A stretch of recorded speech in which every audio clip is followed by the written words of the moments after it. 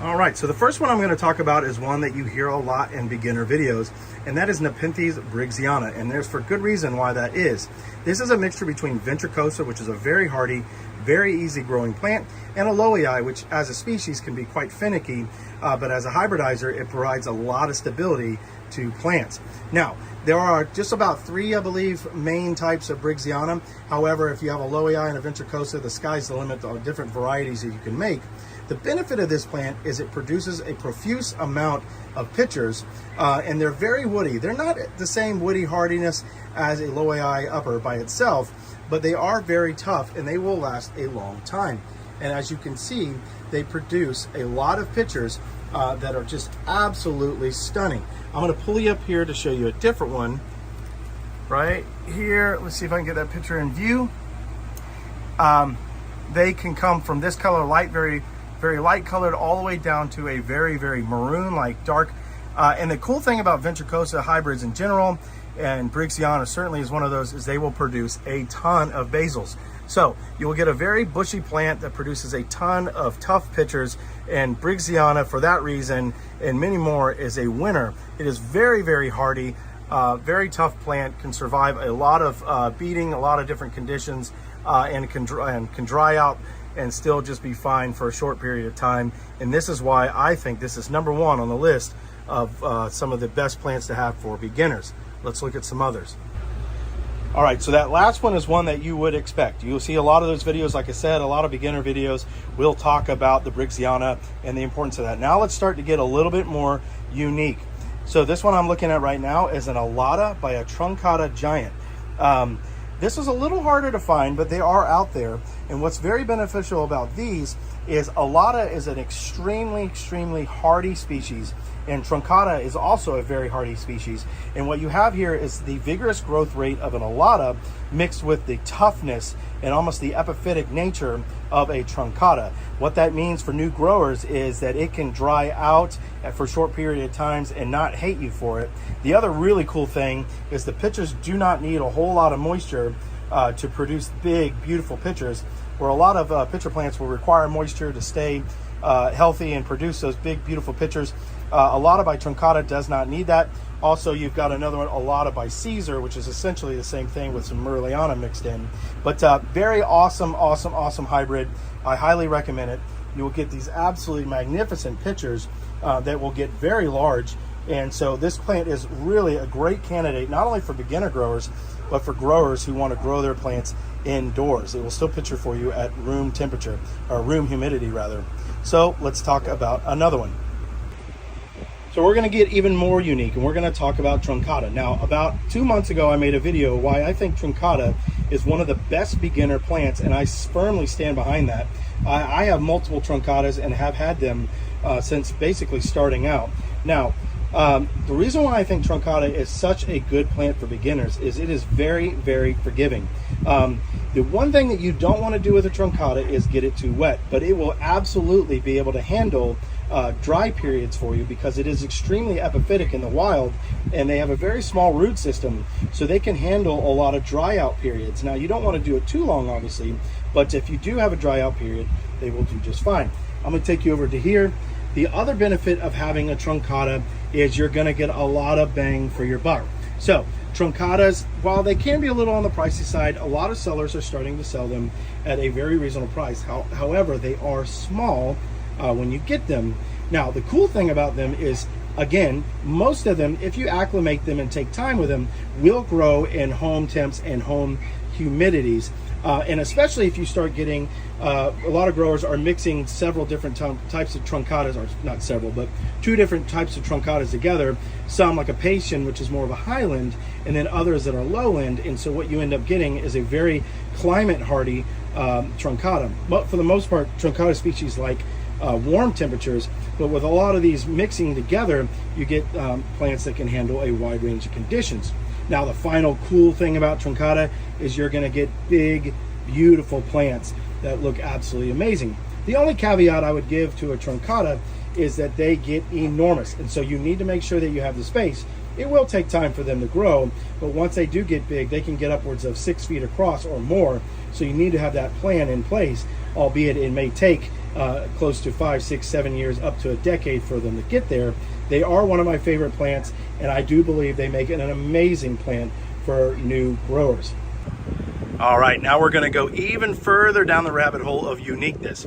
What you're looking at right now is Nepenthes renwartiana. Now, certainly in the wild, this plant is not unique.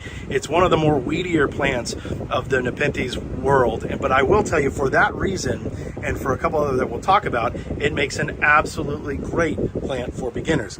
It is a species and not a hybrid, but it absolutely is about as forgiving a species as you can get. It is also extremely fast growing, and it produces these very beautiful lime colored pitchers with almost this creamy interior. It's hard to get it to focus. But what's even cooler about this plant is once it matures and gets full-size pitchers, it'll start to get eyes in the back. So these two spots that look like eyes. Scientists still don't know what those are for, but it is very unique to this plant.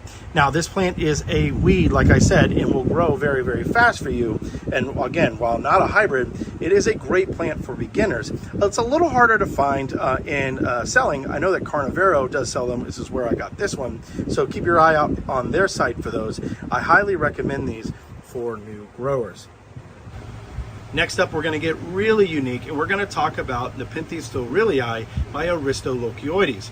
Now, when it comes to the Nepenthes world, you don't get a faster growing plant than this. This is an extremely, extremely vigorous growing Nepenthes, and for that reason and for more that we're going to talk about, I think it makes a great plant for new growers. Now, some of these pictures are starting to go out, but as you can see, it creates this beehive picture. And what's really cool about this plant is only about 2.5, 3 feet tall, and as you can see, it's already producing not one, I can't get in there, it has 2 flower stalks on it. This one happens to be a male, so it is a very, very profuse hybrid, the fastest growing in my mind and a lot of mind of growers out there. It is also extremely forgiving of the temperature and humidity in a room, and this is a great, great, great plant. Now, it's not hard to come by. It's not a rare plant at all. I know Sarracenia Northwest puts some out every now and then, and I also know Todd's from Todd's Tropicals on eBay also has them. This is where this one came from, and so this happens to be a cutting, and like I said, it is already flowered twice for me right now. So awesome plant, great for new growers. So this next one is probably one of, if not my favorite Nepenthes. This is a glabrata by Aristolochioides. So sticking with that Aristo hybrid theme, this one is great for beginner growers because it is extremely easy to grow, very forgiving, and it also produces some of, if not the smallest pitchers of all Nepenthes hybrids and or species. It's an extremely vigorous grower. It's being hidden right now by my Alata by Caesar, but absolutely fantastic plant. This is a cutting from Todd's Tropicals, and so glabrata and Aristo both produce these long tendrils and very diminutive pitchers, and so you get the best of both worlds with this. I recommend this for a couple reasons. One is its ease of growth. 2, because they are some of the most unique pitchers that you will see. And then 3, especially with a lot of new growers, you don't have that setup yet. You don't have something that's dedicated. And so this plant is perfect because it is very, very small and will stay that way for a very long time. And so because of that, I think this is a great plant for all growers. But what I'm going to show you is Nepenthes sanguinea. Now this one happens to be from California Carnivores, and I've got 2 of them growing in here.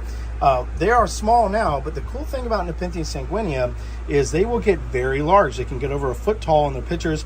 The pitchers are very paper thin though, but what's really cool about this one is it doesn't seem to mind humidity fluctuations where other paper thin Nepenthes like a Hamada certainly do and do not react well. So this plant is absolutely perfect for new growers. It is extremely, extremely reasonably priced. I think I paid like $15 or something for this, and I got 2 of them. Obviously it was much smaller than this, but an absolutely great plant for new growers. It will give you big, beautiful pitchers. You have this color one, and then you also have a giant form, which is red. That one is very rare and harder to come by and will cost you more money. But if you want to get a basic sanguinea, this is absolutely perfect. You'll get that nice, beautiful speckling, and it's just so unique with those really paper thin pitchers. It's also an extremely fast grower considering for Nepenthes. Next, we have Spatulata by Rob Cantley. Now, normally with Rob Cantley, these would be tough growing. A lot of Rob Cantley hybrids tend to be tougher to grow. They're not necessarily the hardest things in the world to grow, but they definitely can be a little bit more cantankerous. The Spatulata by Rob Cantley, however, is different, and I have found it to be extremely, extremely vigorous and not fussy at all. So, the other really cool thing about these plants is they get absolutely enormous pitchers. Some of the biggest pitchers in all of Nepenthes, certainly in hybrids. I've shown you different ones that I've got here, different clusters. Extremely easy to grow. They're not the fastest in the world, but they're not slow either. I recommend these for beginner growers because of the fact that they profusely pitcher, and that these pitchers, although small now, will easily get 18 inches or more. Absolutely enormous pitchers. Rob Cantley has one on his Instagram where he goes and shows you, and those pitchers are enormous. I got these particular plants from Predatory Plants. They have them up there on their website right now. The other good thing is they're extremely reasonably priced. I think I paid, I don't even know now, $20 I think for these, and then I got a bundle. So I paid 20 each, and then I ended up getting like 5 or 6 plants. So absolutely great plant for a beginner. Last but not least, I'm going to talk about Marpesa by Clipiata. Now, this one came from Carnivoro. I'm pretty sure Carnivoro is the only one that makes the Marpesa by Clipiata. This plant has been absolutely rewarding. Now, Clipiata in itself is a very exacting hybrid that requires a lot of very lowland conditions, and it needs those temperatures to stay right in line. The Marpesa is almost like a Miranda, so it provides a ton of vigor to the plants. This is a very fast growing plant, and it produces these amazing pitchers that have a very Clipiata shape to them, but also offer up that Marpesa, which is almost this rose colored lid with these speckles. This plant is one of my favorite plants that I've bought. Carnivoro sells them. I think they still have them available. Absolutely amazing plant, gives you great Clipiata shape with that mix in of that Marpesa, and for that I give this one an A+ for any new. What's up everybody, CHM Carnivores here, and I'm back with yet another video. And today I want to talk about, I made a video earlier about what to do when you get a new plant, but today I want to specifically focus on what to do when you get an extra small plant. A lot of businesses now are starting to sell the extra small plants where it's, in other words, or just another word for seedlings. So I want to talk about how to take care of those to ensure success. All right, everybody, as you saw in the introduction, I want to talk today specifically about what to do when your new plant that comes in is an extra small, or in all reality, a seedling. I want to talk through what's the difference between different seedlings that you get, how to take care of them, and then also what happens if you don't necessarily follow all the protocols and what could potentially occur to them, the risks, and etc. So most companies nowadays, when you buy plants, are selling them extra small. As demand rises, it takes a long time for these seeds to grow, and so they're trying to turn them over faster, and so they're selling smaller and smaller plants. Now, before we get into that, there's two things to remember, the two type of categories rather, when it comes to seedlings or extra smalls. You have your seed grown plants, and then you have your tissue culture. Tissue culture is going to be exactly like it sounds. They take tissue from a larger plant and they clone it using some goop that they put in the lab, and they grow these plants in mass so that the public can get to enjoy them. Now, the benefit of this is some plants like a Rob Cantley that are extremely hard to grow, they can now do clones of them, and now you have thousands and thousands and thousands of this plant available. The bad news is it is just a singular plant, so it's literally like it's been cloned over and over again, so there is no genetic diversity. Now, seed grown is exactly like it sounds. It was pollinated, it grew seeds, and from those seeds, after the germination took place, they were sown and they produced little tiny seedlings.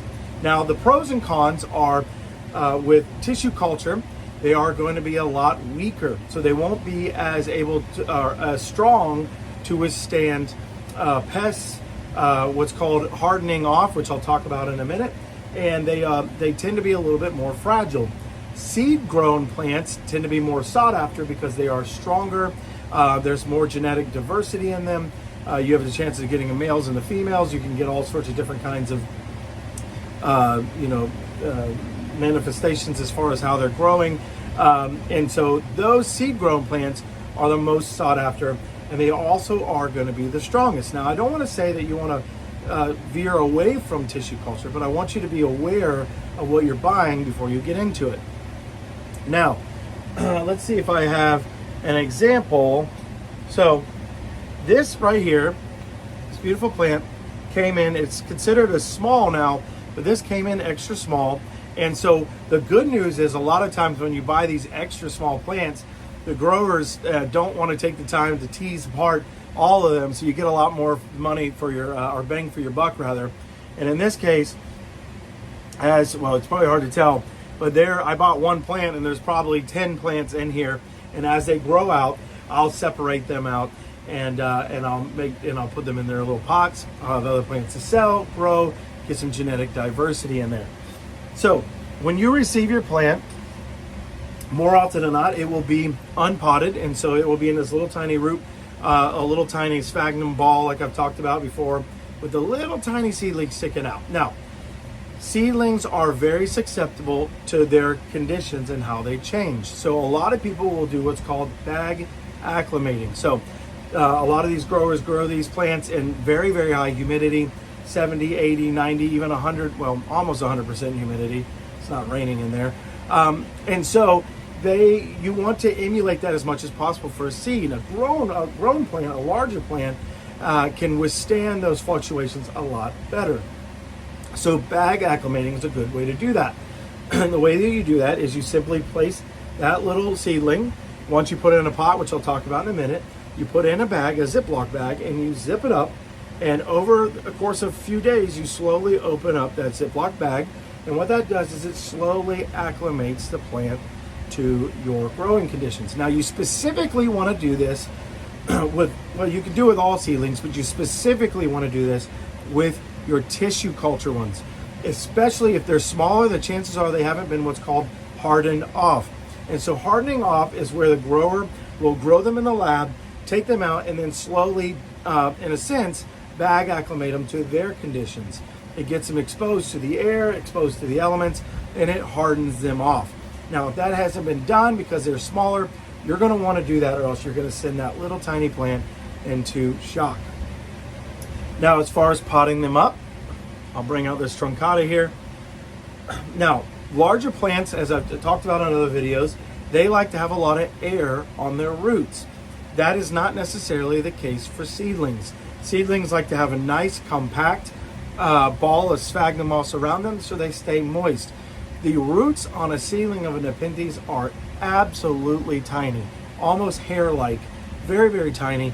They're very susceptible to drying out. So very important that you, in this case, counterintuitive, try to restrict the air by packing in the sphagnum moss around those roots so that they stay nice and moist. Also, you're going to be putting them in smaller pots, and smaller pots means they dry out faster. And so tightening that ball of sphagnum moss means that that's going to stay nice and moist for you longer. Now, lighting conditions. Lighting conditions don't necessarily matter when it comes to seedlings. Now, the extra smalls you get, I normally grow them depending on the species requirements to or a little closer, a little farther from the lights. What I have found is they do very well as your older plants. Now, if you're really growing seeds seedlings from seeds, that's a little bit different. But for the most part, the ones you get should be able to handle the exact amount of light that you give a larger one. Now, depending on the species, again, it's going to vary. Now, let's talk about pests. There are a lot of pests that enjoy seedlings, little tiny extra small plants. None of which, or least of which, is thrip. Thrip love to chew on the soft parts of the baby leaves. I'll bring this one out again.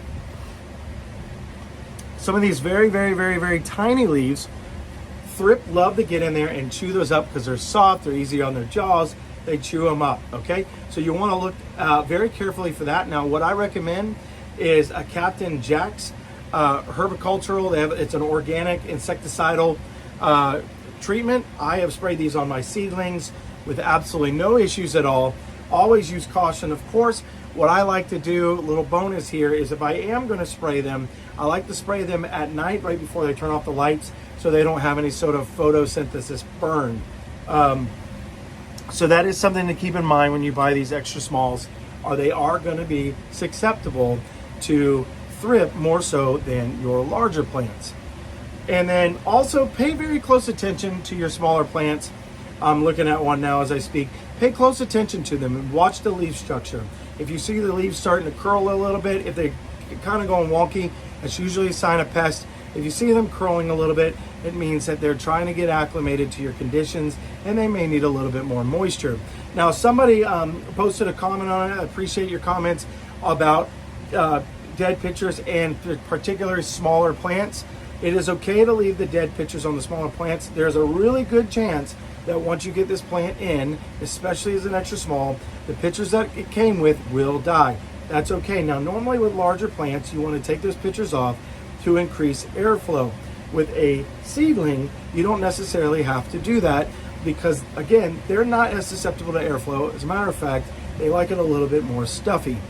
That is a comprehensive guide to covering that. I will show you, I have ordered, there's nothing in here yet, they're coming in tomorrow. I have ordered 12 different variety of Nepenthes seeds that I will be growing. I will be walking you through that process as well. And the hope is to get a whole crop going of several hundred plants that we can do for some giveaways on the channel and do a few other things with, just to share the love, get the experience out there with Nepenthes. So I am excited about that. That is a long-term goal, but I will be cataloging that journey with you and going through that process. If you have any other questions besides anything that I have not covered here today, please don't hesitate to ask me. I'm always open for comments. I love to get them. I love to have communication about this, and I love the community we're building here. I hope that you have a wonderful night and a wonderful week, and I'll see you soon.